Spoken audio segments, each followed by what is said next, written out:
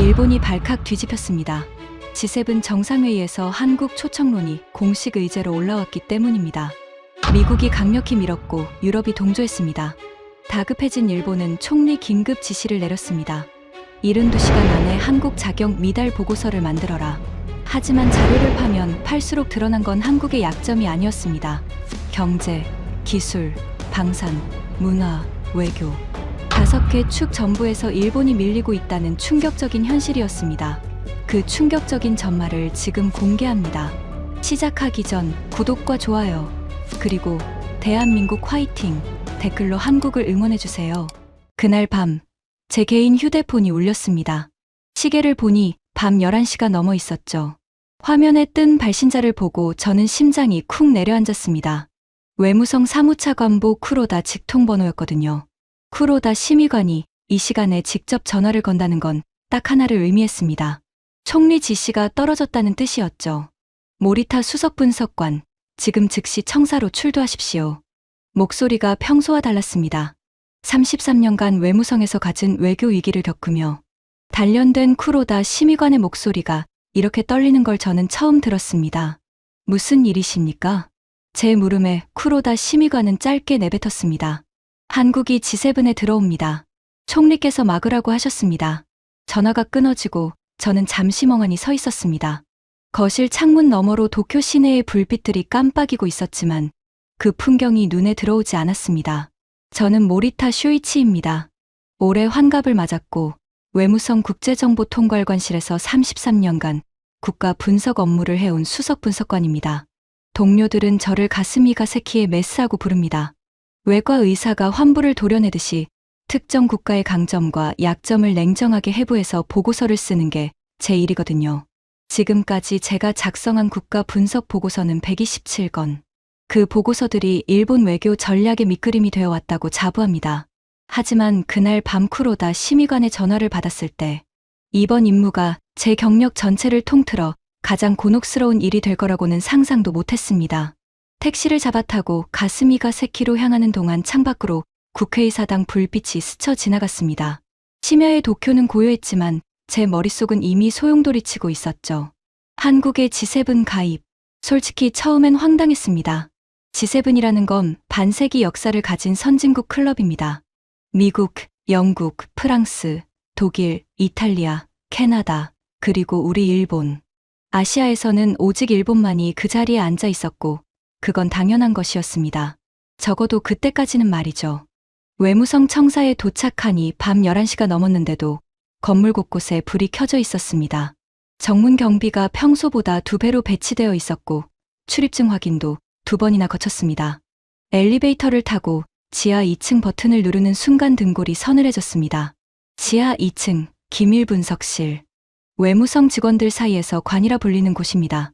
한 번 들어가면 임무가 끝날 때까지 못 나온다고 해서 붙여진 별명이었죠. 두꺼운 방음문이 열리자 형광등 아래 길고 넓은 회의 테이블이 눈에 들어왔습니다. 창문은 당연히 없었습니다. 지하 2층이니까요. 대신 벽면 가득 대형 스크린 4개가 설치되어 있었고 테이블 위에는 각 부처의 기밀 등급, 문서 폴더들이 빨간색 스티커를 달고 쌓여 있었습니다. 공기청정기가 돌아가는 윙윙 소리만이 인공적인 정막을 채우고 있었죠. 쿠로다 심의관은 이미 상석에 앉아 있었습니다. 그의 앞에는 총리직인이 찍힌 긴급 지시서가 놓여 있었죠. 63세 외무성 사무차관보. 이 방에서 가장 높은 직급이자 총리의 뜻을 직접 전달하는 사람이었습니다. 모리타 수석, 앉으시오. 그가 손짓으로 제 자리를 가리켰습니다. 나머지 인원은 새벽까지 전원 소집됩니다. 초록 16명, 경제산업성에서 4명, 방위성에서 3명, 재무성에서 3명, 문화청에서 2명, 총무성에서 2명, 그리고 우리 외무성에서 당신 포함 2명. 저는 고개를 끄덕이며 물었습니다. 임무 내용을 정확히 알고 싶습니다. 쿠로다 심의관이 총리 지시서를 펼쳤습니다. 그의 손가락이 핵심 문구를 짚었죠. 다음 달 G7 정상회의에서 한국 초청 안건이 공식 의제로 상정됩니다. 미국이 강력히 밀고 있고 유럽도 동조 분위기입니다. 총리께서는 이것을 저지해야 한다고 판단하셨습니다. 그의 목소리가 한 톤 낮아졌습니다. 72시간 안에 한국이 G7 자격 미달이라는 종합 반박 보고서를 완성하십시오. 경제, 기술, 군사, 문화, 외교 5개 축으로 한국을 해부하고 왜 아직 한국이 이 테이블에 앉을 자격이 없는지를 데이터로 증명하란 말입니다. 72시간, 3일입니다. 보통 국가 종합 분석 보고서는 최소 2달이 걸립니다. 하지만 총리 긴급 지시의 시간을 따질 처지가 아니었죠. 저는 등을 고추 세우고 대답했습니다. 알겠습니다. 72시간이면 충분합니다. 그때까지만 해도 저는 자신이 있었습니다. 한국은 잘 아는 나라였으니까요. GDP는 우리의 3분의 1점, 인구는 절반도 안 되고 G7 경험은 제로. 북한이라는 시한폭탄을 머리에 이고 사는 나라. 메스를 들 필요도 없이 진단이 끝나는 환자라고 생각했습니다. 하지만 그건 제 경력 33년 중 가장 큰 오판이었습니다. 새벽 3시가 넘어서야 16명이 전원 소집되었습니다. 기밀 분석실의 형광등 아래 각 부처에서 긴급 차출된 일본 관료, 사회의 엘리트들이 하나 둘씩 자리를 채웠습니다. 눈이 충혈된 사람도 있었고 넥타이도 매지 않은 채 달려온 사람도 있었죠. 하지만 그들의 눈빛에는 하나같이 이건 금방 끝내겠다는 자신감이 서려 있었습니다. 가장 먼저 눈에 띈 건 경제산업성 통상정책국에서 온 야마시타였습니다. 45세, 경산성 내에서 한국 경제 분석의 1인자로 통하는 남자였죠. 양복 상의를 벗어 의자에 걸치고 셔츠 소매를 걷어붙이며 들어오는 모습이 마치 전투에 나서는 군인 같았습니다. 그 뒤로 방위성 방위연구소의 다나카 박사가 들어왔습니다. 52세, 전직 자위대 1등좌 출신의 안보 분석가였죠. 항상 뿔테 안경 너머로 사람을 아래로 내려다보는 습관이 있었는데 그날도 어김없었습니다. 그의 손에는 북한 군사 위협 보고서 파일이 들려 있었죠. 이것 하나면 끝이라는 듯이요. 문화청 국제과의 하야시도 왔습니다. 48세, 쿨재팬 정책의 핵심 설계자로 일본 문화 수출 전략을 총괄하는 인물이었죠. 그는 태블릿을 열더니 일본 애니메이션 세계 시장 점유율 그래프를 미리 띄워놓고 있었습니다. 그리고 재무성 국제국에서 온 스즈키, 38세로 이 방에서 가장 젊었지만 IMF와 세계은행 데이터를 다루는 실력은 발군이라고 소문난 인물이었습니다. 다른 사람들과 달리 그는 조용히 자리에 앉아 노트북을 열고 뭔가를 빠르게 검색하고 있었죠. 그때는 몰랐습니다. 그 조용한 남자가 이 방의 분위기를 가장 먼저 뒤집어 놓을 거라는 걸 말이죠. 16명이 전원 착석하자 저는 화이트보드 앞에 섰습니다. 임무를 설명하겠습니다. 우리의 목표는 한국 G7 자격 미달 종합 보고서를 72시간 안에 완성하는 것입니다. 5개 축으로 분담합니다. 경제 효율성, 기술 혁신, 방산 및 안보, 문화 소프트 파워, 외교 영향력. 각 축별로 한국이 G7 기준에 미달하는 근거를 데이터로 정리하십시오. 야마시타가 팔짱을 끼며 피식 웃었습니다. 모리타 수석, 72시간이나 필요합니까? 솔직히 한국 경제어점은 제가 3시간이면 정리합니다. GDP가 우리의 3분의 1인 나라를 뭘 분석한다고요? 회의실에 웃음이 번졌습니다. 다나카 박사도 거들었죠. 방산 안보 쪽은 더 간단합니다.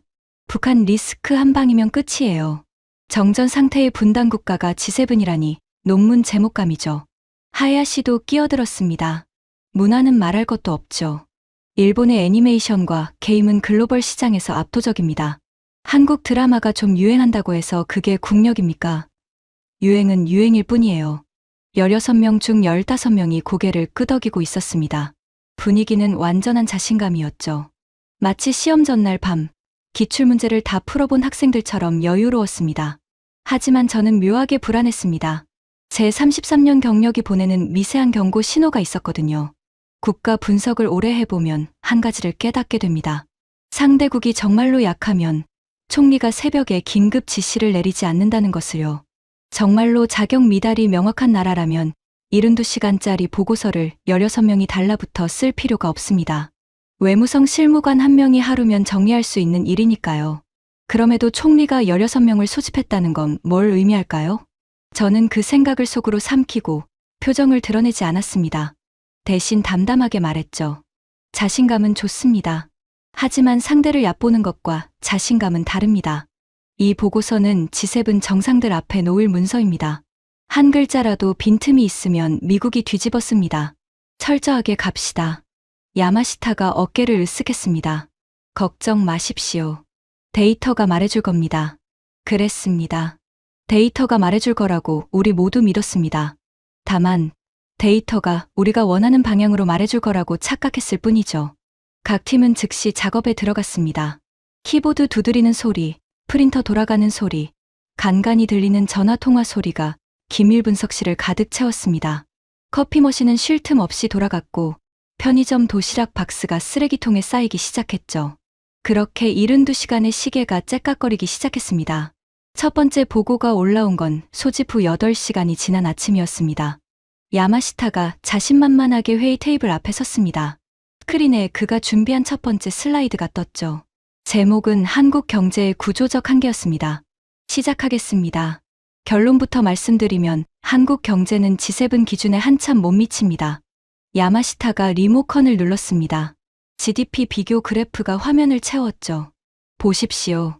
일본 GDP 4조 2천억 달러, 한국 GDP 1조 7천억 달러. 일본이 한국의 2.5배입니다. 규모 자체가 비교 불가입니다. G7 평균 GDP와 비교해도 한국은 한참 아래에 있어요. 고개를 끄덕이는 사람들이 보였습니다. 야마시타의 얼굴에 승리의 미소가 번졌죠. 하지만 바로 그 순간이었습니다. 잠깐만요. 조용히 노트북을 두드리고 있던 스즈키가 손을 들었습니다. 38세 재무성 분석관의 목소리는 나직했지만 회의실 전체가 그에게 시선을 돌렸습니다. 야마시타 과장님, GDP 총량만 보시면 안 됩니다. 뭐가 문제입니까? 야마시타의 눈썹이 올라갔습니다.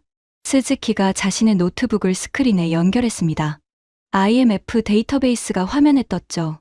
제 등줄기를 타고 차가운 것이 흘러내렸습니다. 스즈키가 띄운 그래프를 보는 순간 이 보고서가 순탄하지 않을 거라는 직감이 왔거든요. 1인당 GDP입니다. 구매력 평가 기준으로 한국은 현재 5만 6천 달러를 넘겼습니다. 일본은 5만 2천 달러입니다. 회의실이 조용해졌습니다. 야마시타의 미소가 얼어붙었죠. 잠깐, 그건 구매력 평가 기준이고 명목 기준으로는 일본이 위잖습니까? 스즈키가 고개를 저었습니다. 명목 기준으로도 올해 한국이 일본을 역전했습니다. 한국 3만 6천 달러, 일본 3만 4천 달러. 엔화 약세를 감안하면 격차는 더 벌어지고 있고요. 이건 IMF 공식 데이터입니다. 제가 만든 숫자가 아닙니다. 야마시타의 얼굴이 붉어지기 시작했습니다. 그건 환율 효과 아닙니까? 엔저 때문에 일시적으로 숫자가 뒤집힌 것뿐이라고요. 환율 효과를 빼고 실질 성장률만 봐도 같은 결과입니다. 스즈키가 두 번째 그래프를 띄웠습니다. 지난 10년간 경제 성장률 비교 그래프였죠. 한국의 선이 일본 위에서 꾸준히 달리고 있었습니다. 지난 10년 평균 성장률, 한국 2.8%, 일본 0.7%, 4배 차이입니다. 그리고 제조업 부가가치 비중을 보시면 한국은 GDP 대비 28%를 넘깁니다. 이건 G7 전체를 통틀어 가장 높은 수준이에요. 독일이 20%, 일본이 21%인데 한국은 28%입니다. 다나카 박사가 인상을 찡그리며 끼어들었습니다. 스즈키 씨, 우리는 한국의 강점을 찾으라고 여기 모인 게 아닙니다. 약점을 찾아야 합니다. 저도 약점을 찾고 있습니다. 하지만 경제 지표를 뒤지면 뒤질수록 약점이 아니라 강점만 나옵니다. 무역 흑자 규모를 보십시오. 한국은 작년 기준 680억 달러 흑자입니다. 일본은 6조 엔 적자고요. 방향 자체가 반대입니다. 야마시타가 손바닥으로 테이블을 내리쳤습니다. 탁 하는 소리에 커피잔이 흔들렸죠. 그건 반도체 수출이 폭발적으로 늘었기 때문이잖습니까? 편향된 산업 구조라는 뜻이에요. 반도체 빼면 한국 경제는 속빈강정입니다. 저는 야마시타의 반응을 관찰하며 가만히 앉아 있었습니다. 사실 반도체 의존도는 좋은 공격 포인트가 될 수 있었습니다. 하지만 스즈키는 준비가 되어 있었죠. 그 말씀도 5년 전이라면 맞았을 겁니다. 하지만 지금 한국의 수출 다변화 데이터를 보시면 생각이 바뀌실 겁니다. 스즈키가 세 번째 그래프를 띄웠습니다. 한국 수출 품목 다변화 추이 그래프였습니다. 반도체 비중이 줄었다는 게 아닙니다. 반도체가 늘면서 동시에 배터리, 자동차, 방산, 바이오 수출도 함께 폭발적으로 늘었다는 겁니다. 배터리 수출은 3년 전 대비 3배, 자동차 수출은 역대 최고치를 경신 중이고 방산 수출은 4년 새 4배로 뛰었습니다. 속빈 강정은 아닙니다. 오히려 점점 더 속이 꽉 차고 있습니다. 회의실 공기가 달라지기 시작했습니다. 자신만만하던 표정들에 미세한 금이 가는 게 보였죠. 어깨를 기대고 여유롭게 앉아 있던 사람들이 하나 둘씩 등을 고추 세웠습니다. 야마시타의 이마에 땀방울이 맺혀 있었습니다. 형광등 불빛에 그 땀이 번들거렸죠. 그는 아직 패배를 인정할 생각이 없었습니다. 좋습니다. 경제 지표 몇 개가 한국에 유리하게 나온다 칩시다.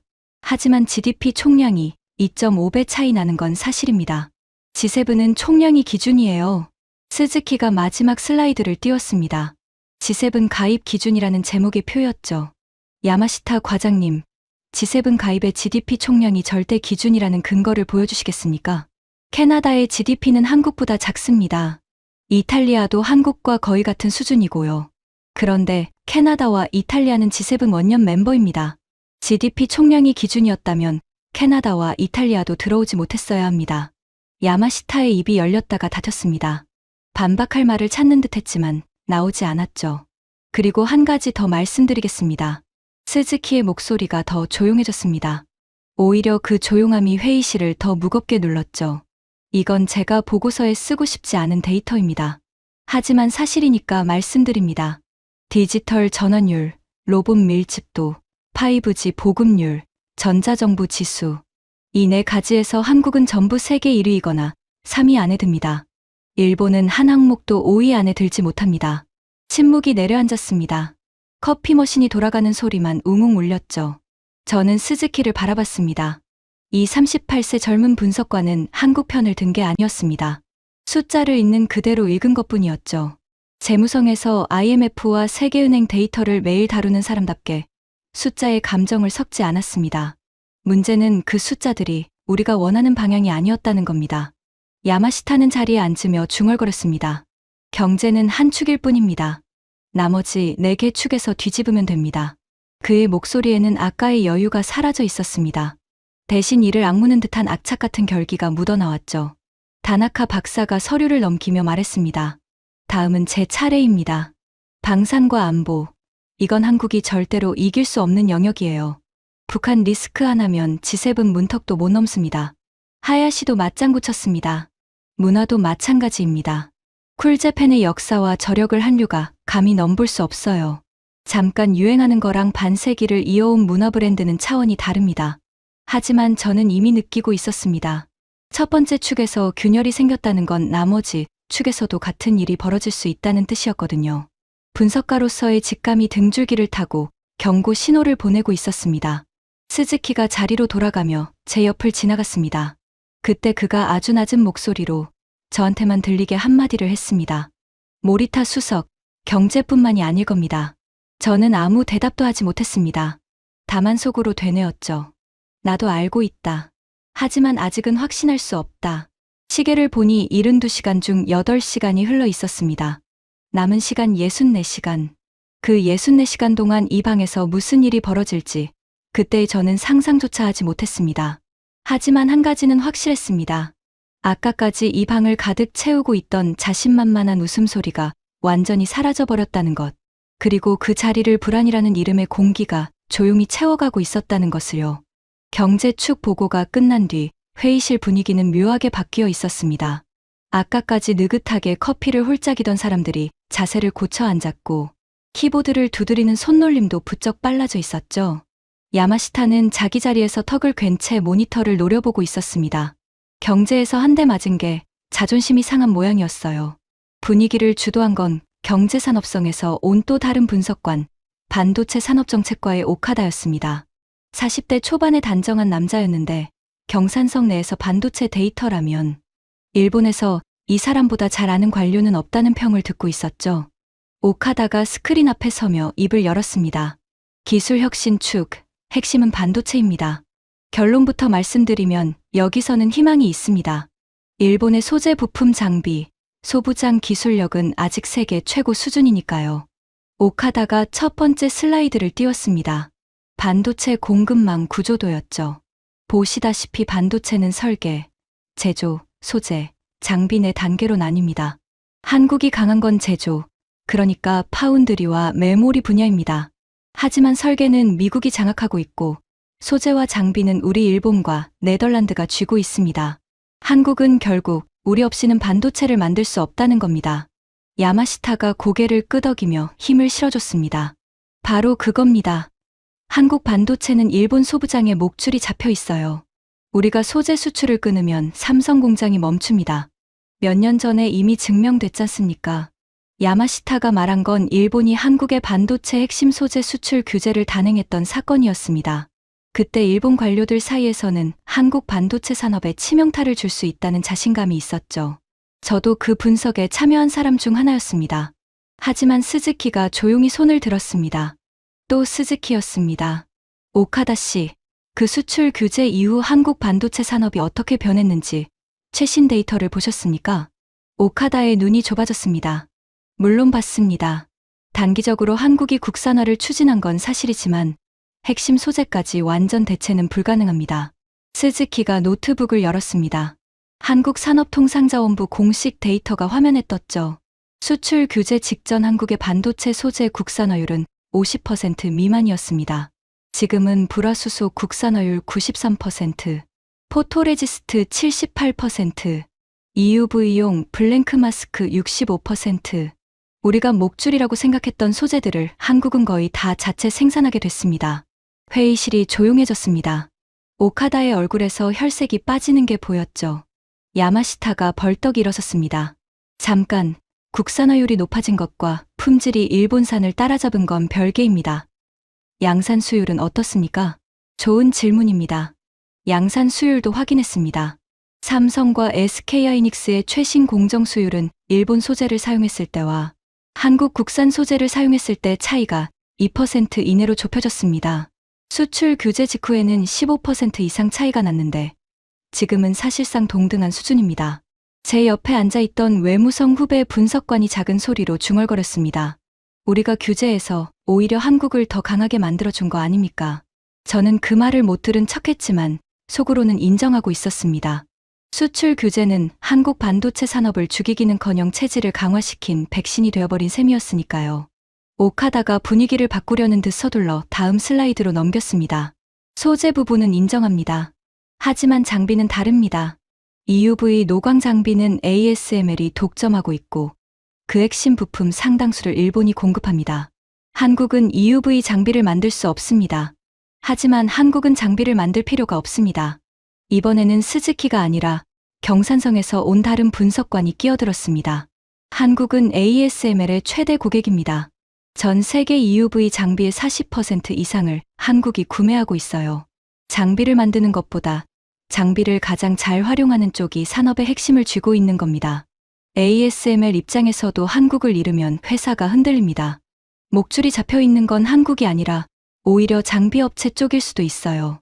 오카다가 할 말을 잃었습니다. 같은 경산성에서 온 동료한테 반박을 당한 거였으니까요. 저는 화이트보드에 다가가 기술 축 주요 지표를 직접 정리하기 시작했습니다. 수석 분석관이 직접 정리한다는 건 이 데이터를 심각하게 받아들이고 있다는 뜻이었고 회의실의 분위기는 더 가라앉았죠. 메모리 반도체 세계 점유율 한국 65%, 디램 73%, 낸드 플래시 53%, 일본은 메모리 시장에서 사실상 퇴출된 상태. 마커가 화이트보드 위를 긁는 소리가 형광등 소음과 뒤섞였습니다. 제가 숫자를 하나 적을 때마다 회의실의 공기가 한 겹씩 무거워지는 게 느껴졌죠. 스즈키가 추가 데이터를 띄웠습니다. 반도체만이 아닙니다. AI 특허 출원 건수, 한국은 연간 3만 8천 건으로 세계 3위입니다. 일본은 1만 2천 건으로 8위. 한국이 일본의 3배가 넘습니다.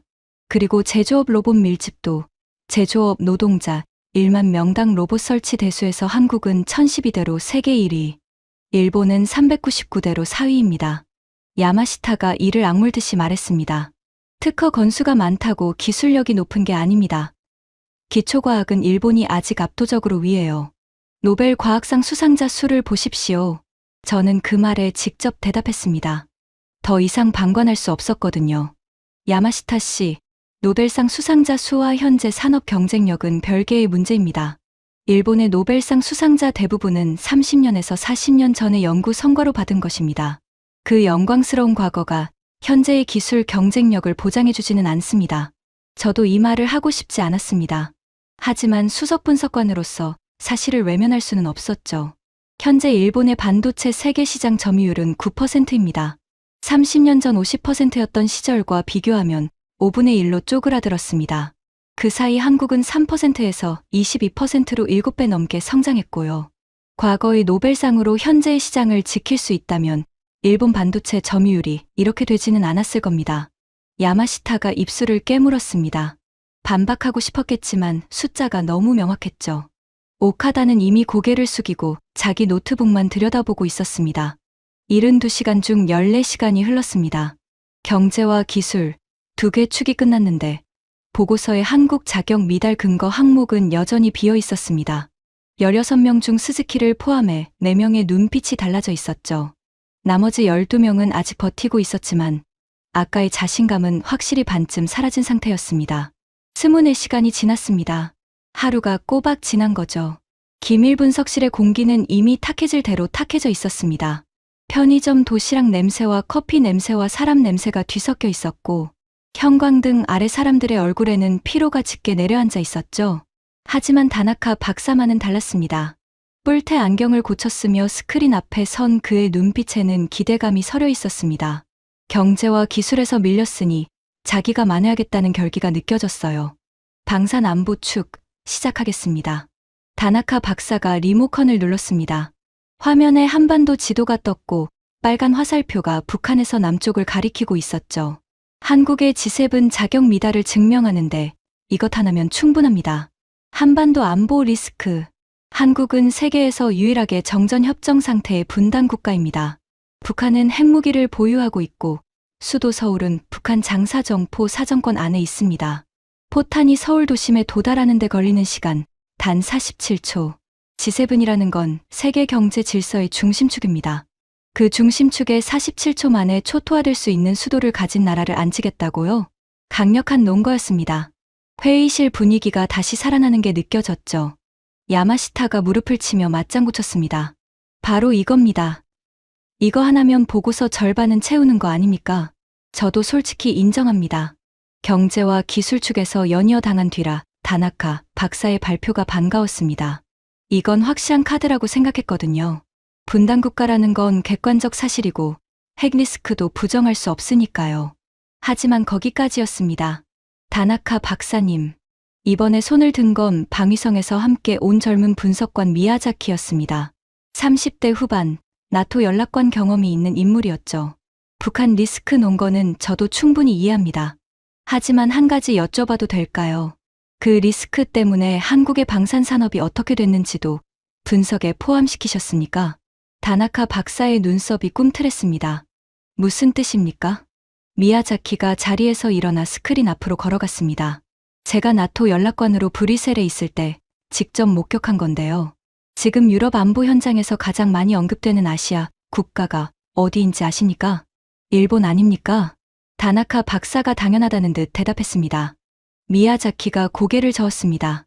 한국입니다. 그것도 압도적으로요. 미야자키가 데이터를 띄웠습니다. 한국의 방산 수출 추이입니다. 4년 전 27억 달러에서 작년 기준 173억 달러. 4년 사이 6배가 넘게 뛰었습니다. 세계 방산 수출 순위로 보면 한국은 현재 4위입니다. 미국, 러시아, 프랑스 다음이에요. 일본은 집계 대상에도 들지 않습니다.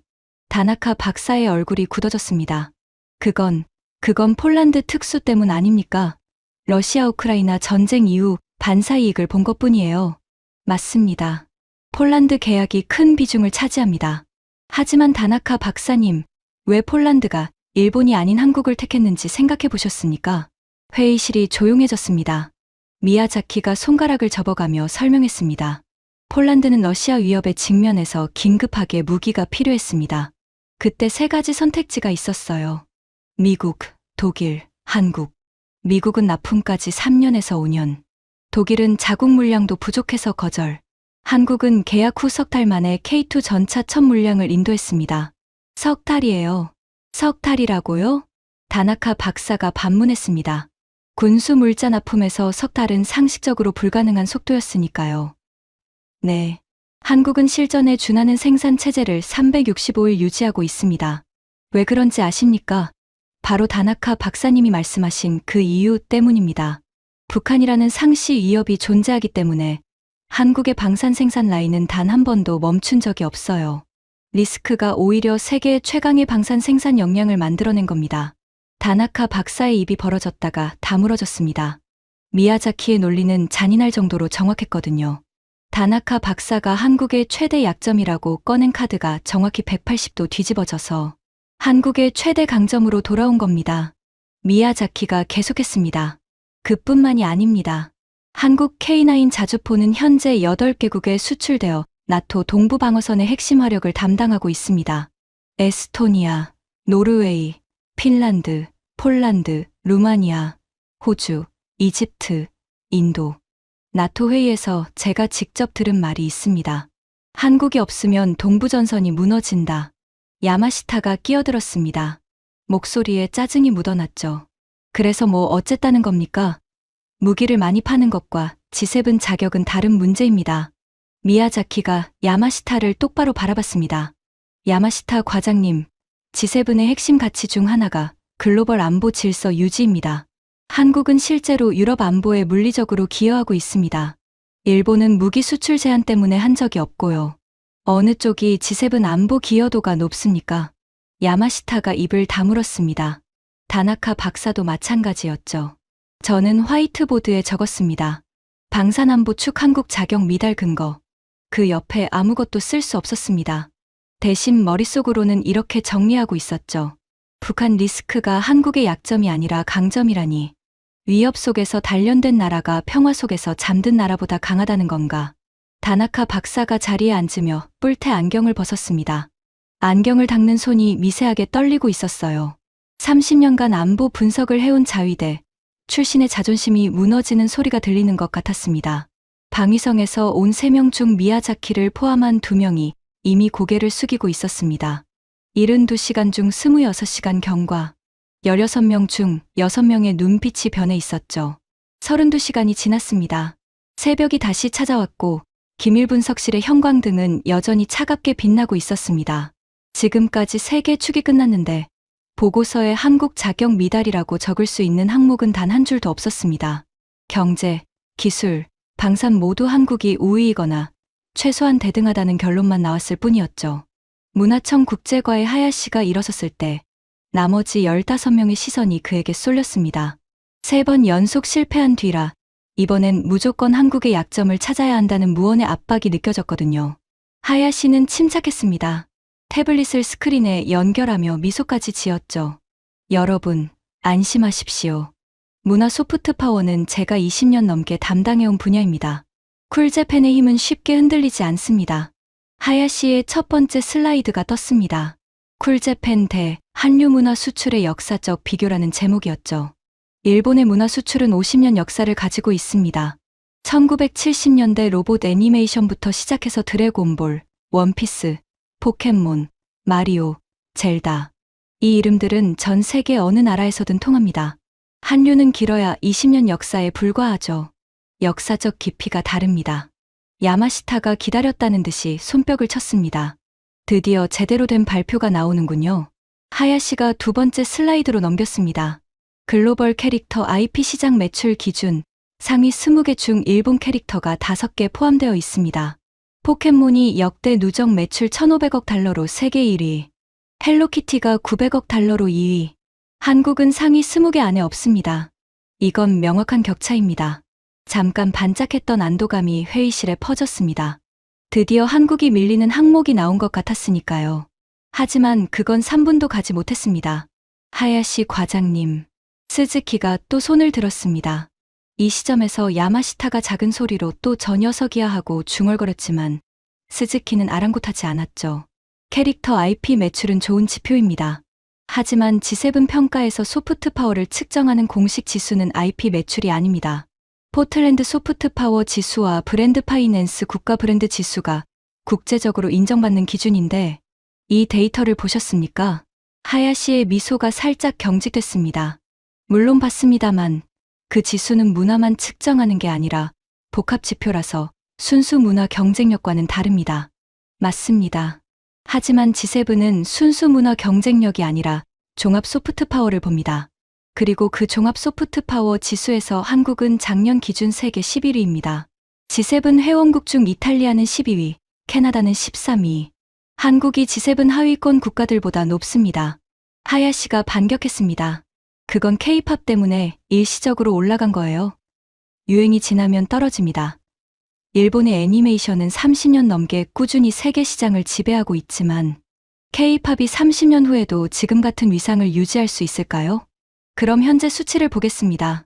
스즈키가 세 번째 데이터를 띄웠습니다.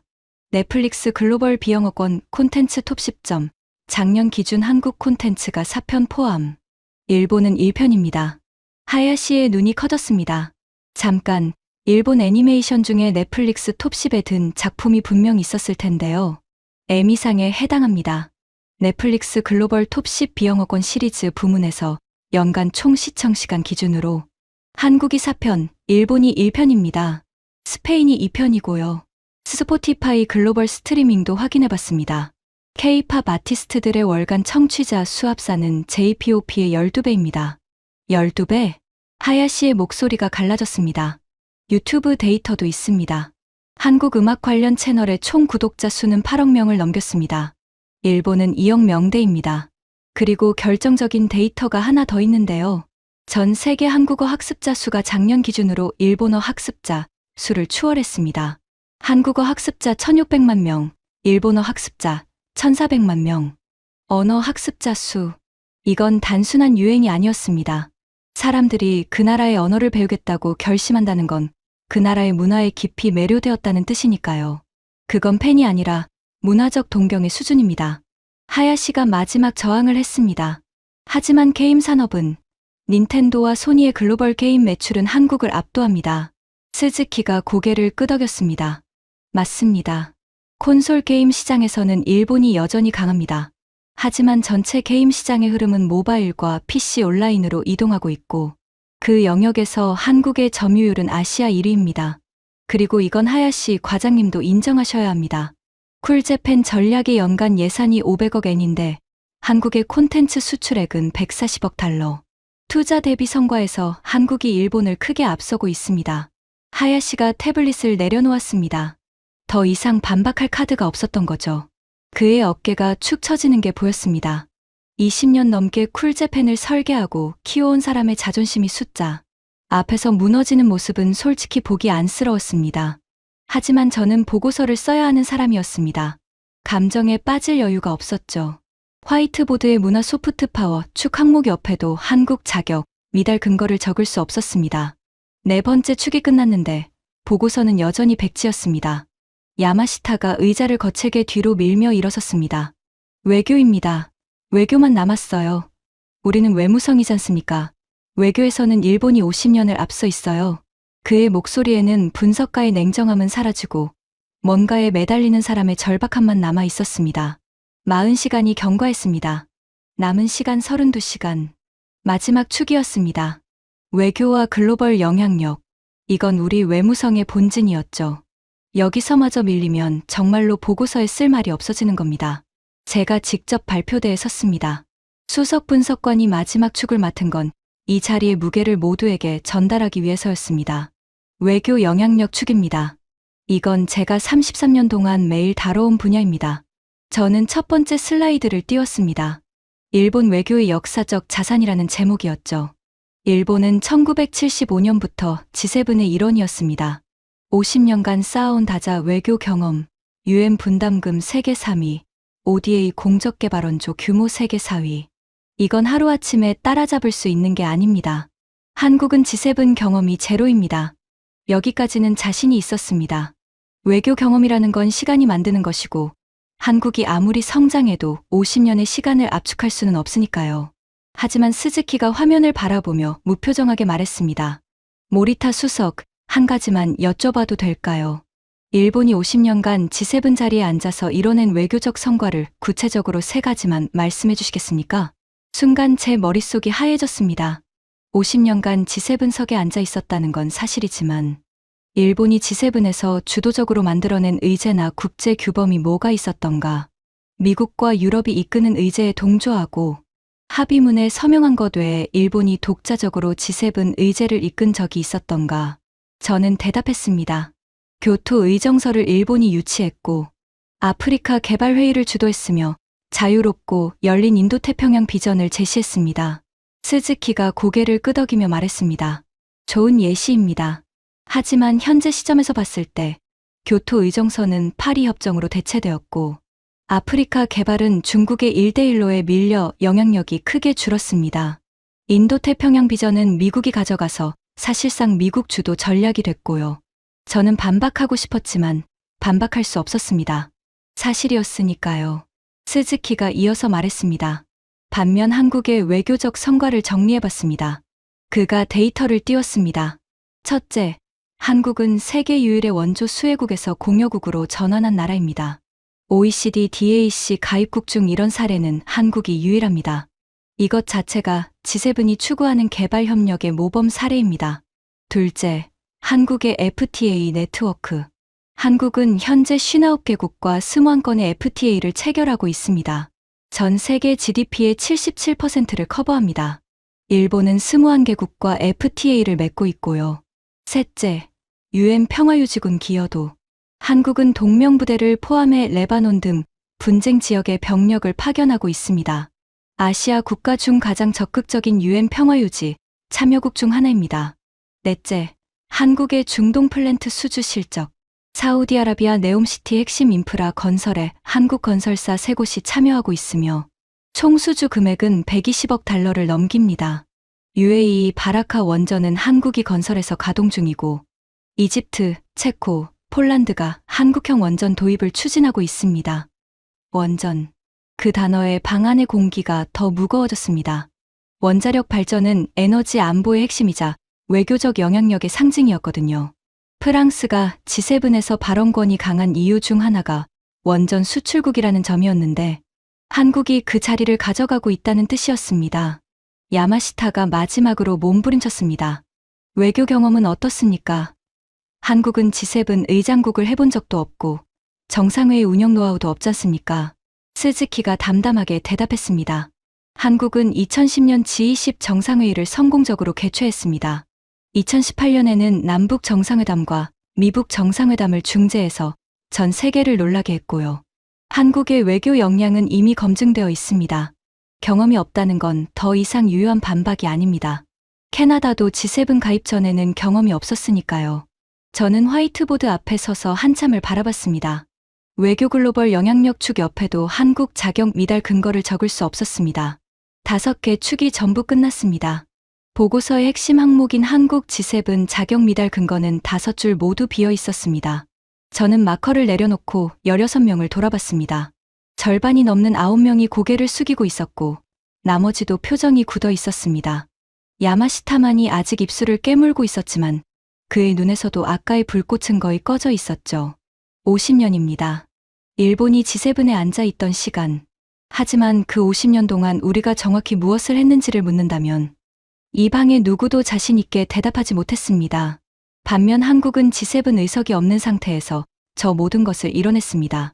50년 동안 자리에 앉아 있는 것과 50년 동안 자리 없이 뛰어다닌 것.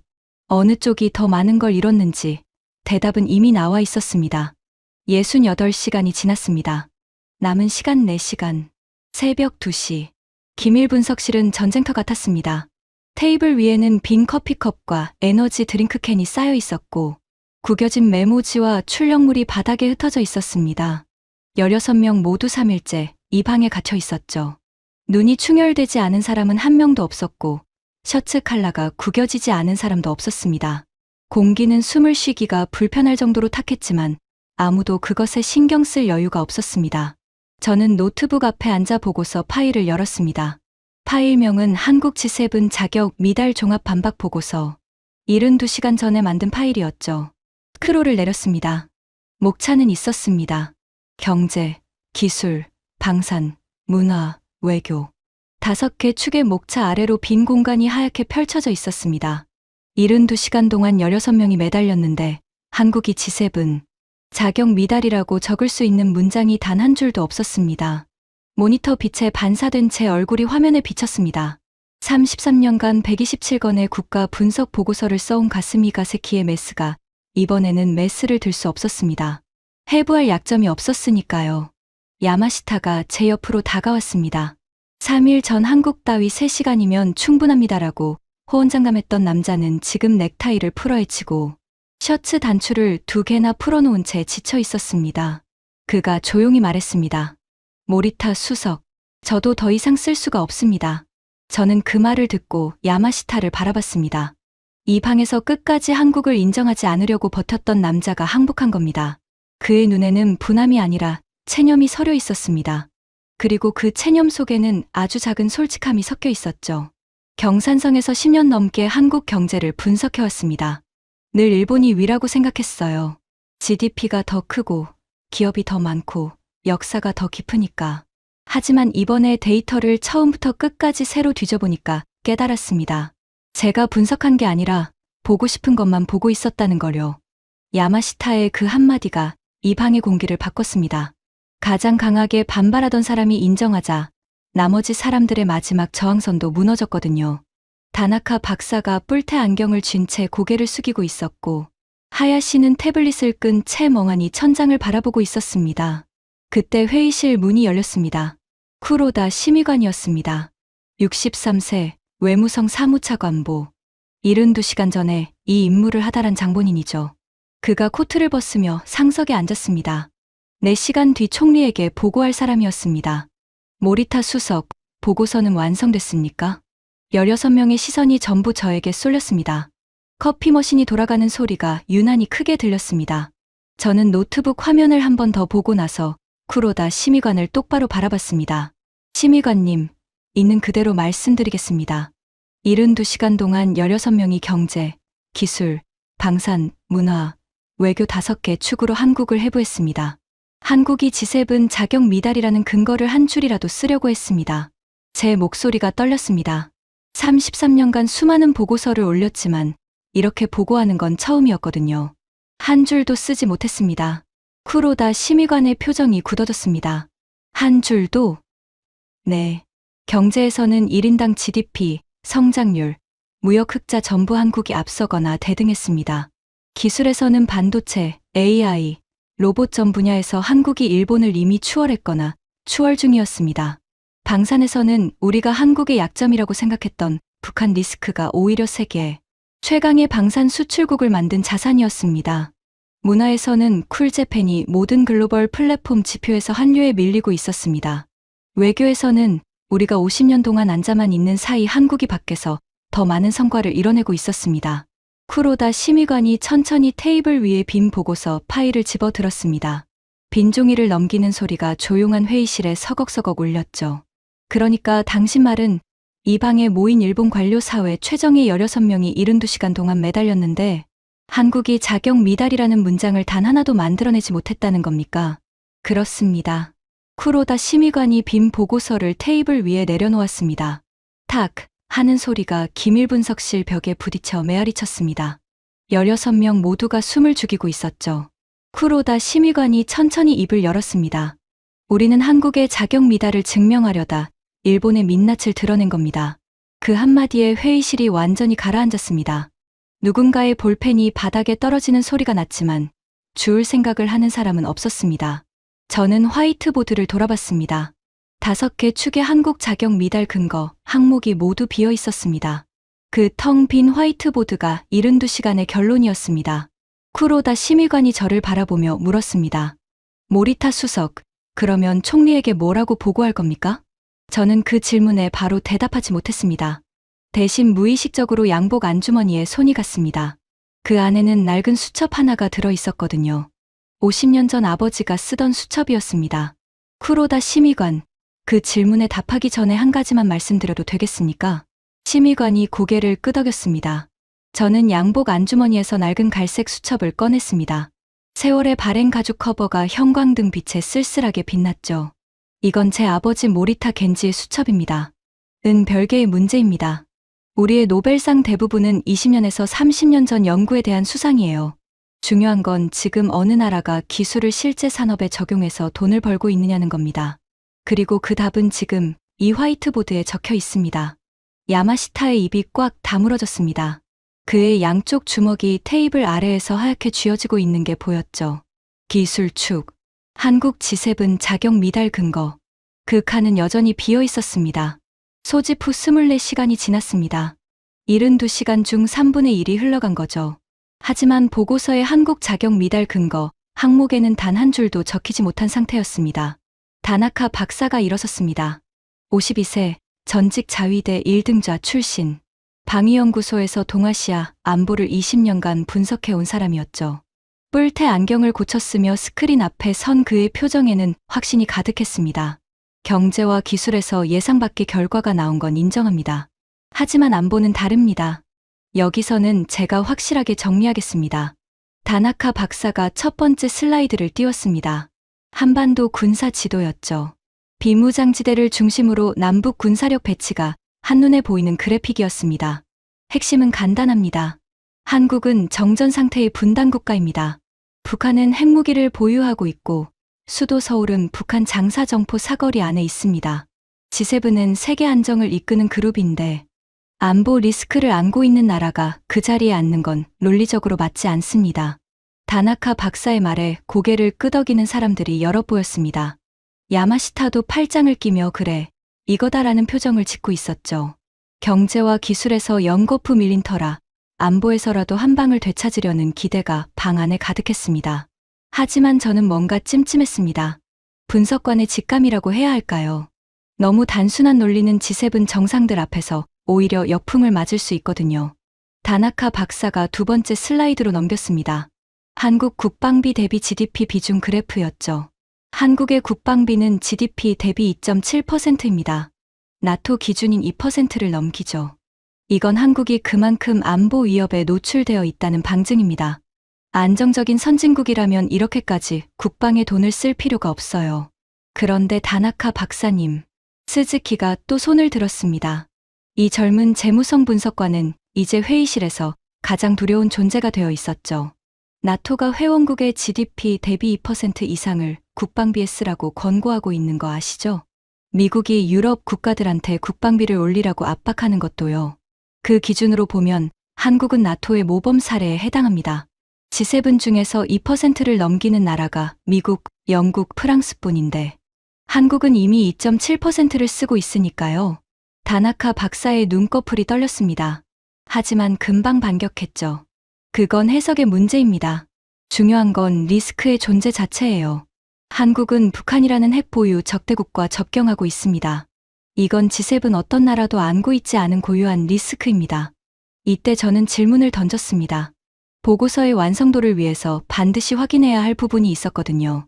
다나카 박사, 그 논리를 G7 정상회의에 내면 미국이 뭐라고 할 것 같습니까? 무슨 말씀이십니까? 미국은 지금 한국의 G7 가입을 강력히 밀고 있습니다. 우리가 북한 리스크를 이유로 한국을 자격 미달이라고 주장하면 미국 입장에서는 자기들이 70년간 한미동맹으로 보장해 온 한국의 안보를 우리가 부정하는 것처럼 들릴 수 있어요. 미국 체면을 건드리는 겁니다. 회의실이 술렁였습니다. 제 지적은 단순한 데이터 문제가 아니라 외교 역학의 문제였거든요. 다나카 박사는 안보 전문가였지만 외교의 미묘한 계산까지는 고려하지 못한 거였죠. 다나카 박사가 잠시 말을 멈추었다가 강하게 밀어붙였습니다. 그건 외교적 수사의 문제이고 팩트는 팩트입니다. 한국은 안보 리스크 국가입니다. 좋습니다. 그러면 팩트로 가보겠습니다. 제가 직접 스크린 앞에 섰습니다. 저도 밤새 데이터를 뒤져봤거든요. 스즈키의 경제 데이터를 보고 난 후 안보 쪽도 미리 확인해 두었습니다. 한국의 방산 수출 추이입니다. 4년 전 한국 방산 수출은 약 30억 달러 수준이었습니다.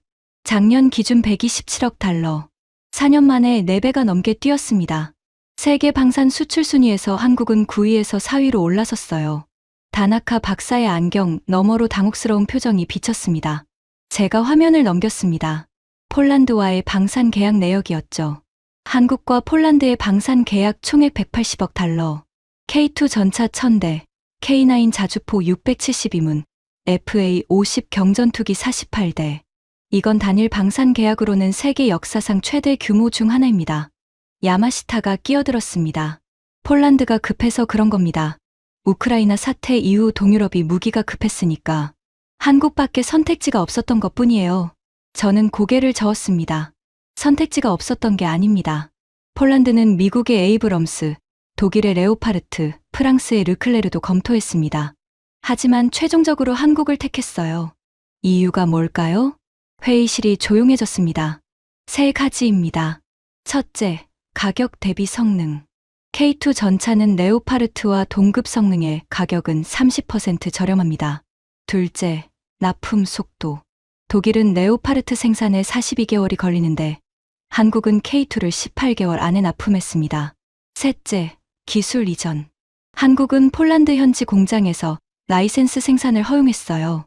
독일과 프랑스는 절대 응하지 않았던 조건이죠. 다나카 박사의 손에 들려있던 볼펜이 테이블 위에 떨어졌습니다. 딸깍 하는 소리가 조용한 회의실에서 유난히 크게 울렸죠. 하지만 제가 진짜 보여주고 싶은 건 이게 아니었습니다. 다음 슬라이드를 띄웠죠. 나토 동부전선 무기 배치 현황입니다.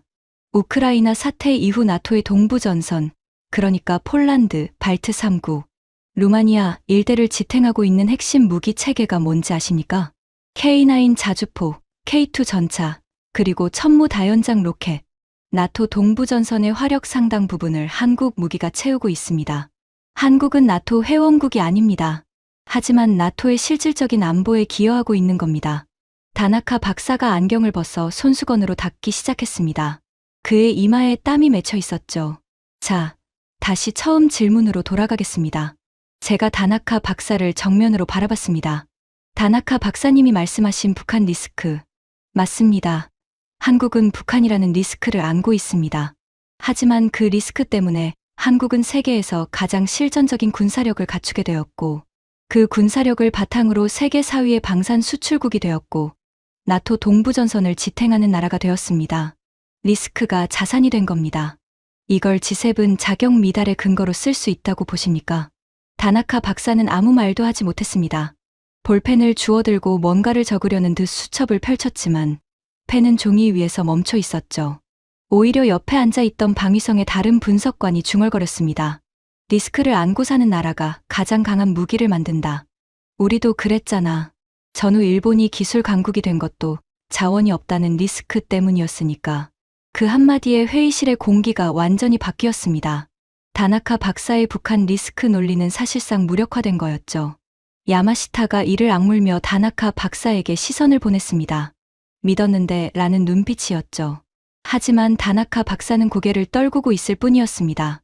시계를 보니 32시간이 흘러 있었습니다. 남은 시간 40시간. 경제, 기술, 안보. 세 개 축이 전부 한국의 자격 미달을 증명하는 데 실패했습니다. 오히려 분석을 하면 할수록 한국의 자격 충분을 증명하고 있었죠. 이 방에서 자신만만하게 웃고 있던 16명 중 스즈키를 포함해 6명이 이미 보고서 작성을 사실상 포기한 표정이었습니다. 나머지 10명도 흔들리고 있었죠. 야마시타만이 여전히 이를 갈고 있었습니다. 남은 축은 문화와 외교, 하야시와 외무성팀이 마지막 희망이었습니다. 소집 후 36시간, 72시간의 딱 절반이 지났습니다. 기밀분석실은 이제 편의점 도시락과 커피 냄새가 뒤섞인 독특한 공기로 가득했습니다. 형광등 아래서 36시간을 보낸 사람들의 얼굴은 하나같이 피로에 절어 있었지만 하야시마는 달랐습니다. 48세, 문화청 국제과, 쿨재팬 정책의 핵심 설계자. 그는 태블릿을 손에 들고 스크린 앞에 섰습니다. 양복 상의를 벗고 와이셔츠 소매를 걷어붙인 모습이 전투적이었죠. 그의 눈에는 여기서 뒤집겠다는 결의가 타오르고 있었습니다. 문화 소프트 파워 축을 보고합니다. 솔직히 경제와 기술은 예상 밖이었습니다만 문화는 제가 확실히 정리하겠습니다. 쿨재팬의 역사와 저력은 한류가 감히 넘볼 수 없습니다. 하야시가 첫 번째 슬라이드를 띄웠습니다. 일본 콘텐츠 산업 규모 그래프였죠. 일본 콘텐츠 시장 규모 약 1200억 달러. 세계 3위입니다. 애니메이션, 게임, 만화를 합치면 글로벌 시장에서 일본 IP가 차지하는 비중은 압도적이에요. 포켓몬 하나의 누적 매출이 1000억 달러를 넘습니다. 마리오, 드래곤볼, 원피스. 전 세계 어디를 가도 일본 캐릭터를 모르는 사람이 없어요. 야마시타가 드디어 웃었습니다. 세계 축을 연거푸 이른 뒤 처음 보는 미소였죠. 보십시오. 이게 진짜 소프트 파워입니다. 한국 드라마 몇 편이 유행한다고 이걸 이길 수 있습니까? 하야시가 자신 있게 고개를 끄덕였습니다. 맞습니다. 핵심은 지속성이에요. 쿨재팬은 40년 역사입니다. 한류는 기껏해야 10년이에요. 유행은 유행일 뿐, 문화적 저력과는 차원이 다릅니다. 회의실에 잠시 활기가 돌았습니다. 3번 연속 패배한 뒤 처음으로 반격의 실마리가 보이는 듯 했으니까요. 하지만이었습니다. 이 72시간 동안 가장 많이 등장한 단어가 바로 이 하지만이었는데 이번에도 어김없었죠. 스즈키가 노트북을 두드렸습니다. 하야시가 인상을 찌푸렸죠. 스즈키 씨, 또 당신입니까? 스즈키가 작게 고개를 숙였습니다. 죄송합니다. 하지만 데이터를 무시하고 보고서를 쓸 수는 없으니까요. 스즈키가 띄운 건 넷플릭스 글로벌 톱10 콘텐츠, 국적별 분포도였습니다.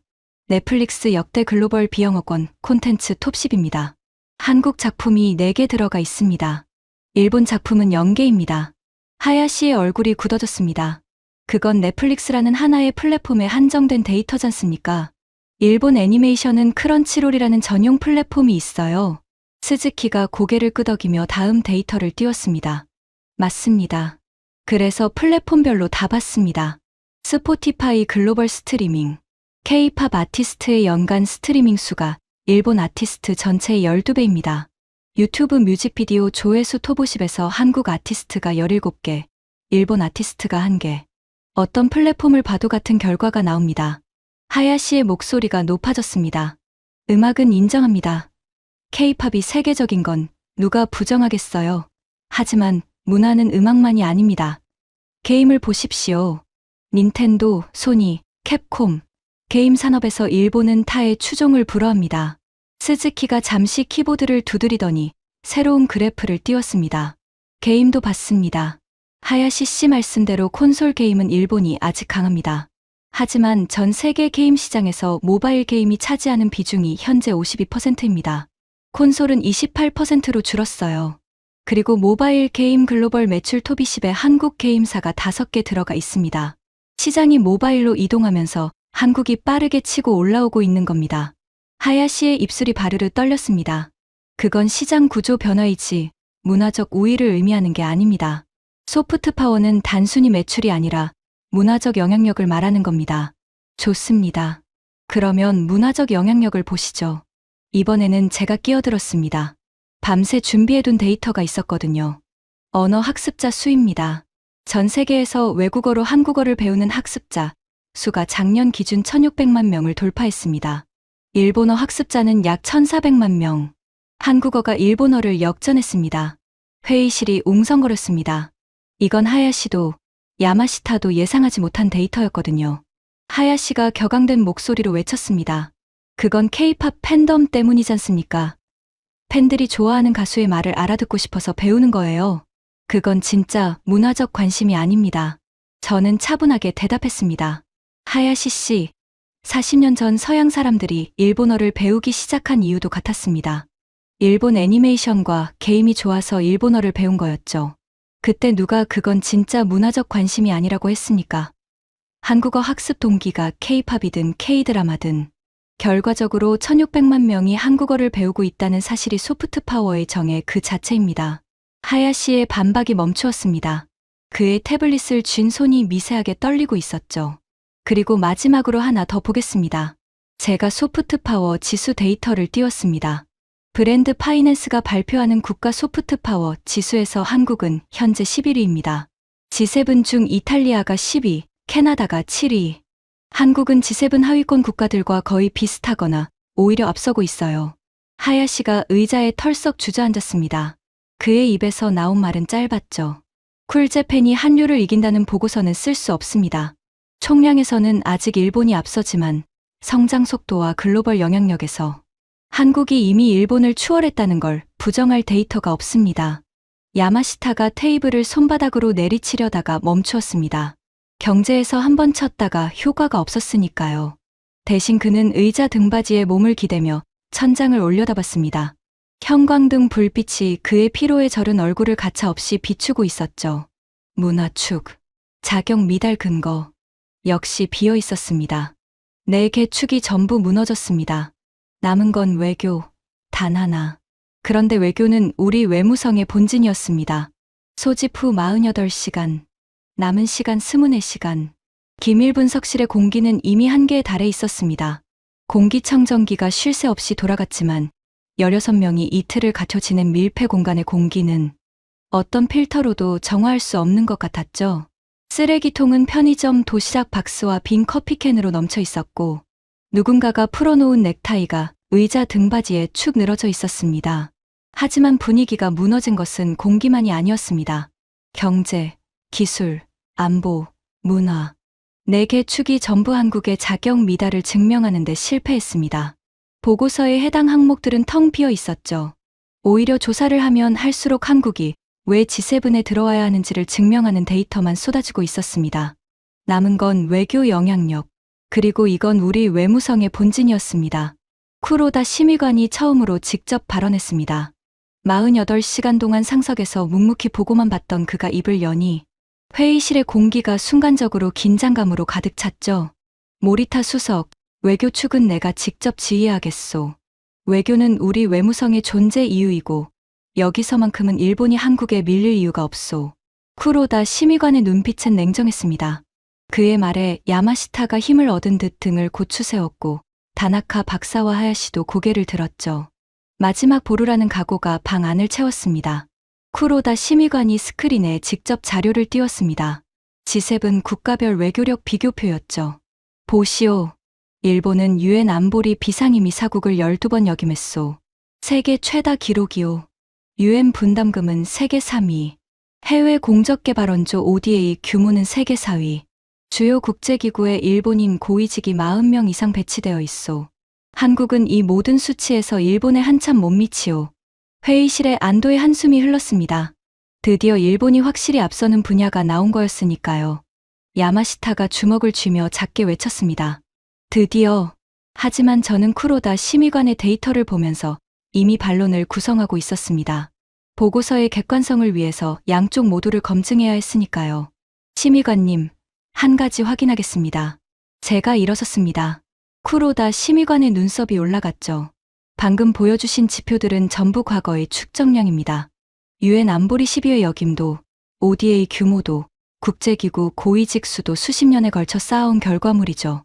G7 정상들이 보고 싶은 건 현재의 외교적 가치와 미래의 전략적 중요성일 겁니다.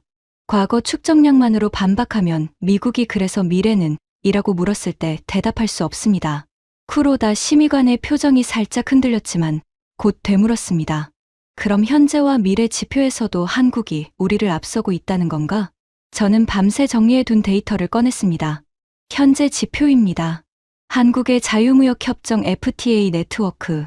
한국은 59개국과 FTA를 체결하고 있습니다. 일본은 23개국. 글로벌 무역 네트워크에서 한국이 일본의 2.5배 넓은 FTA 그물을 갖고 있다는 뜻입니다. 회의실이 다시 조용해졌습니다. 계속하겠습니다. 한국은 유엔 사무총장을 배출한 나라입니다. 세계보건기구 사무총장도 배출했죠.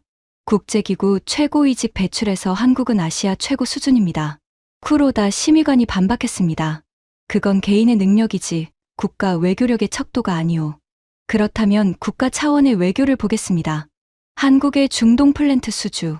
한국 건설사들은 중동에서 지난 50년간 누적 8천억 달러 이상의 프로젝트를 수주했습니다. 이건 단순한 경제활동이 아닙니다. 한국이 중동 국가들과 맺고 있는 전략적 관계의 결과물이죠.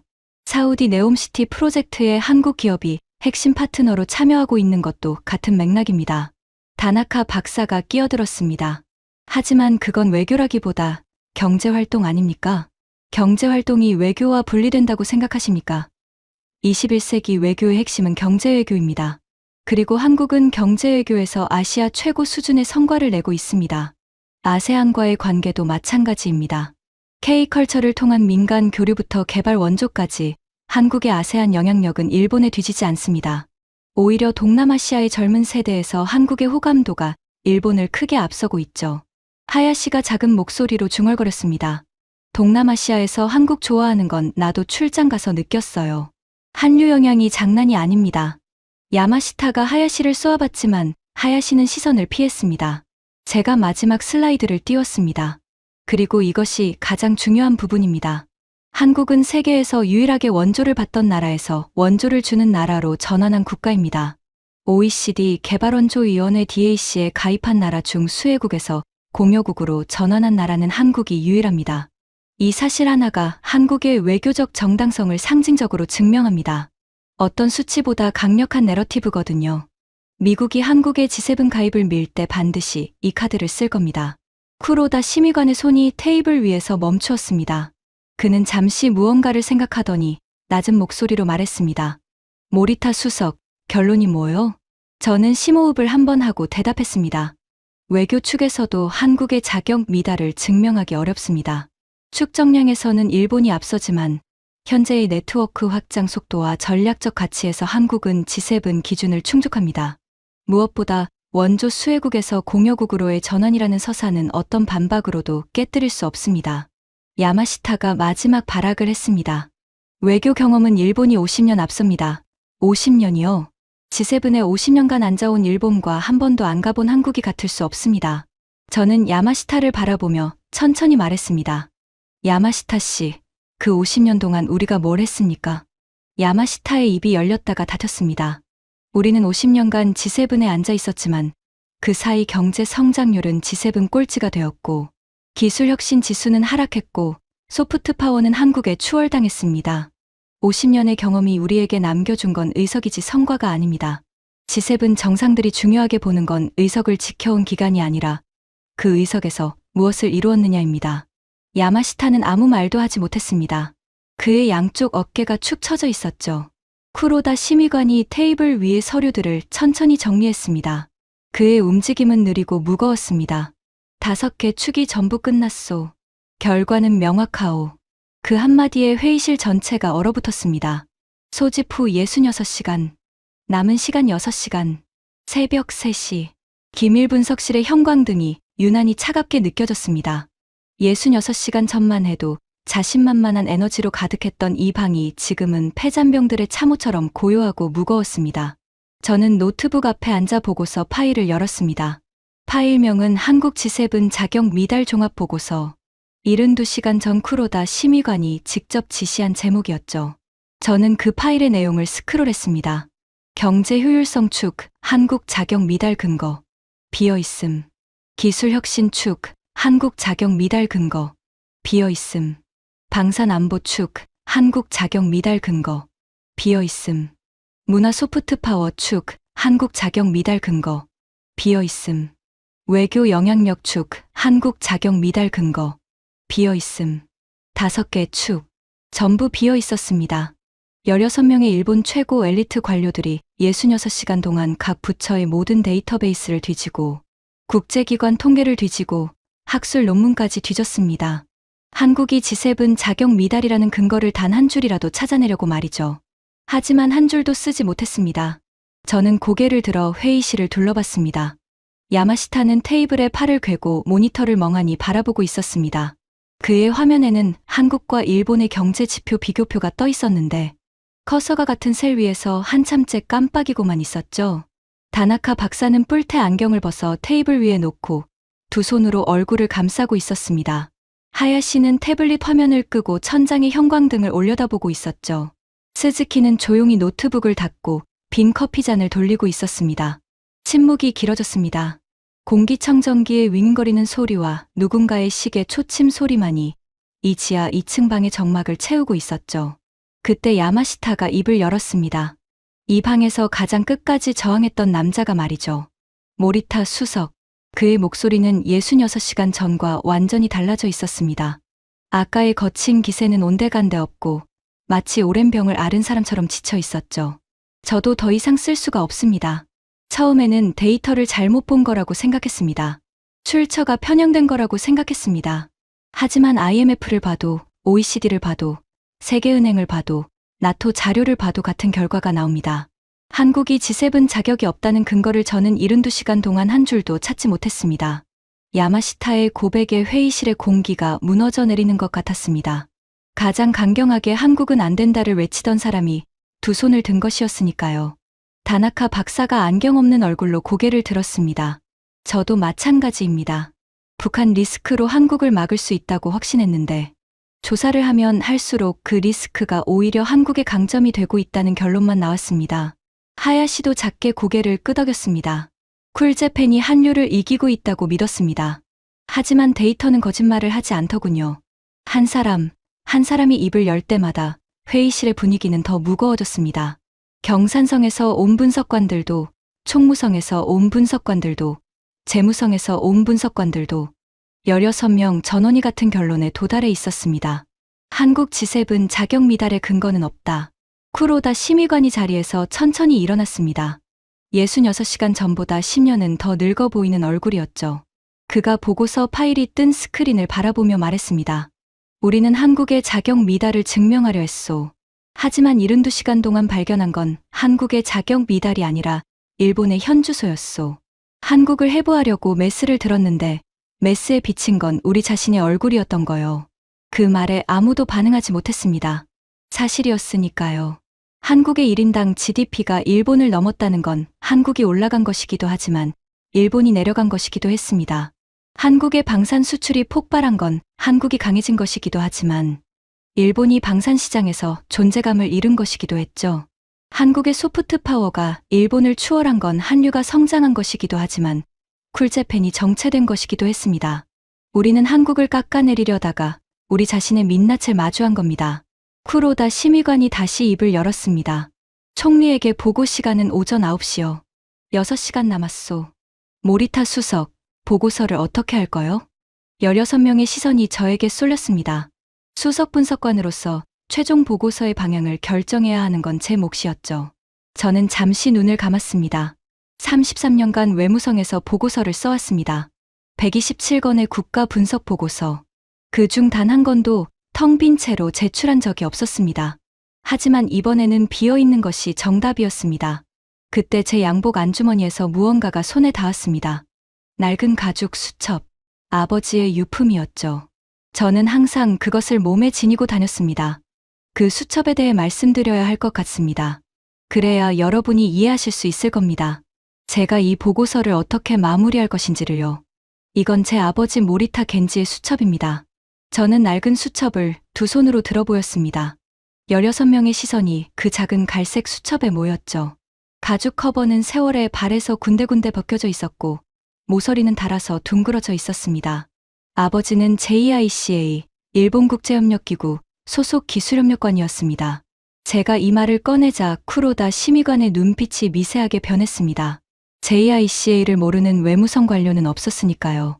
일본이 개발도상국에 기술 원조를 보낼 때 파견하는 전문가 조직이었습니다. 1973년부터 1978년까지 5년간 아버지는 한국에 파견되었습니다.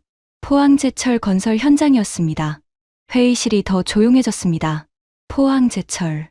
지금은 포스코라는 이름으로 세계 6위의 철강 기업이 된 그 회사의 시작을 함께한 거였습니다. 아버지가 처음 한국 포항에 도착했을 때 그곳은 허벌판이었다고 합니다. 논밭 한가운데 철근 몇 개가 박혀 있을 뿐이었다고 해요. 일본 제철소의 기술을 이전해서 한국 최초의 일관 제철소를 세우는 것이 임무였습니다. 당시 일본 정부의 시각은 명확했어요. 한국은 기술 원조가 필요한 나라, 우리가 가르쳐줘야 하는 나라. 그게 1970년대 일본의 상식이었습니다. 저는 수첩을 펼쳤습니다. 누렇게 바랜 종이에 아버지의 필체가 빼곡했죠. 한자와 히라가나가 섞인 작은 글씨들. 연필로 쓴 글씨는 반세기가 지나면서 흐릿해졌지만 아직 읽을 수 있었습니다. 아버지는 매일 일기를 쓰셨어요. 포항 현장에서의 5년을 이 수첩에 기록해 두셨죠. 저는 초반부의 한 페이지를 읽었습니다. 1974년 3월 15일. 한국 기술자들의 열의에 놀랐다. 새벽 5시에 현장에 나와 있다. 우리보다 1시간이나 일찍. 기술 교육 시간에 질문이 끊이지 않는다.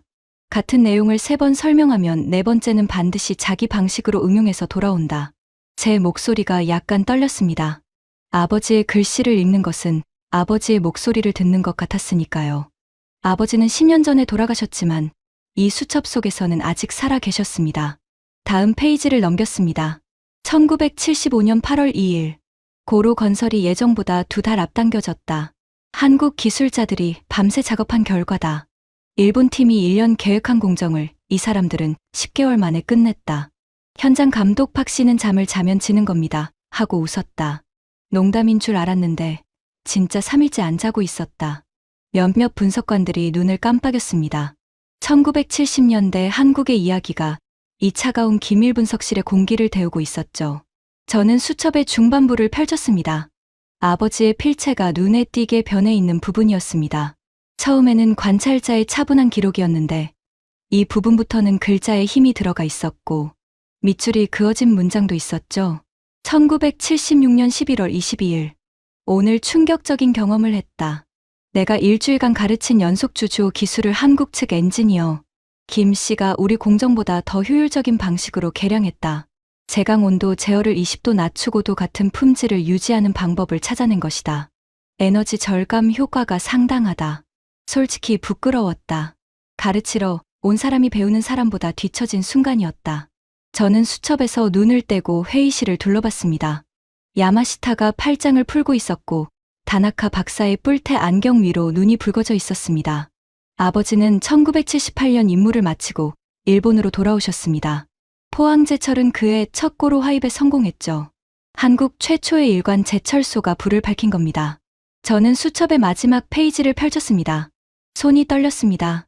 이 페이지를 처음 발견한 건 아버지 장례식 뒤 유품을 정리하다가였습니다.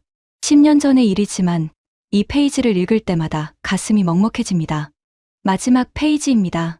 아버지가 한국을 떠나기 전날 밤에 쓰신 글입니다. 회의실이 완전히 고요해졌습니다. 공기청정기 소리마저 멈춘 것 같았죠. 저는 아버지의 마지막 기록을 읽었습니다. 1978년 2월 28일. 내일 일본으로 돌아간다. 5년간의 한국 생활을 정리하며 한 가지 확신을 기록해둔다. 이 나라 사람들은 무섭다. 내가 가르쳐준 것의 10배를 만들어낼 것이다. 잠을 자면 지는 겁니다라고 말했던 박 씨의 얼굴이 떠오른다. 그들은 정말로 잠을 자지 않을 것이다. 우리가 잠드는 사이 이 나라가 우리를 깨울 것이다. 수첩을 읽는 제 목소리가 끝나고 침묵이 내려앉았습니다. 5초, 10초. 아무도 입을 열지 않았습니다. 저는 수첩을 가슴에 안듯이 접으며 말했습니다. 아버지는 50년 전에 이미 알고 계셨습니다. 이 나라가 어디까지 갈지를요. 포항의 허벌판에서 용광로 하나로 시작한 나라가 지금은 세계 6위의 철강 대국이 되었습니다. 아버지가 기술을 전해준 조선소는 세계 1위가 되었고 아버지가 만든 제철소를 기반으로 성장한 자동차 산업은 세계 3위가 되었습니다. 저는 16명을 천천히 둘러봤습니다. 아버지가 잠을 자면 진다고 했던 그 사람들. 그 사람들의 후손이 반도체 세계 1위를 만들었습니다. 방산 수출 세계 4위를 만들었습니다. 전 세계가 열광하는 문화를 만들었습니다. 원조 받던 나라에서 원조를 주는 나라로 세계 유일의 역전을 이뤄냈습니다. 그리고 지금 G7의 문을 두드리고 있습니다. 야마시타의 눈가가 빨개져 있었습니다. 이를 악물고 있었지만 더 이상 반박의 말이 나오지 않는 것 같았죠. 다나카 박사는 뿔테 안경을 벗고 눈을 손등으로 훔치고 있었습니다. 하야시는 고개를 완전히 숙인 채 움직이지 않았고요. 스즈키가 조용히 말했습니다. 모리타 수석의 아버지가 가르쳐준 것의 10배를 만들어낼 거라고 하셨는데 결과적으로 10배가 아니었습니다. 100배를 만들어냈습니다. 그 말에 제 눈시울이 뜨거워졌습니다. 33년간 분석관으로서 감정을 드러낸 적이 없었는데 아버지의 수첩이 그 벽을 무너뜨렸습니다. 쿠로다 심의관이 무거운 침묵을 깨며 입을 열었습니다. 모리타 수석, 다시 묻겠습니다. 총리에게 뭐라고 보고할 겁니까? 저는 등을 고추 세우고 대답했습니다. 있는 그대로 보고합니다. 한국은 G7 자격 미달이 아닙니다. 그리고 한마디를 더 붙였습니다. 오히려 우리가 한국에게 배워야 할 것이 있습니다. 쿠로다 심의관의 눈이 가늘어졌습니다. 하지만 분노가 아니었습니다. 오래된 외교관 특유의 심사숙고하는 눈빛이었죠. 근거를 대시오. 저는 화이트보드 앞으로 걸어갔습니다. 한국 G7 자격 미달 근거라고 적혀있던 제목을 지우개로 천천히 지웠습니다. 그리고 새 제목을 적었죠. 일본의 과제 한국에게서 배울 것. 마커가 화이트보드 위를 달리는 소리가 고요한 회의실에 울렸습니다. 첫째, 속도입니다. 한국은 위기를 기회로 전환하는 속도가 세계에서 가장 빠른 나라입니다. 외환 위기 이후 4년 만에 IMF 지원금을 전액 상환했습니다. 소재 수출 규제 이후 5년 만에 국산화율을 90%까지 끌어올렸습니다. 방산 수출을 4년 만에 6배로 늘렸습니다.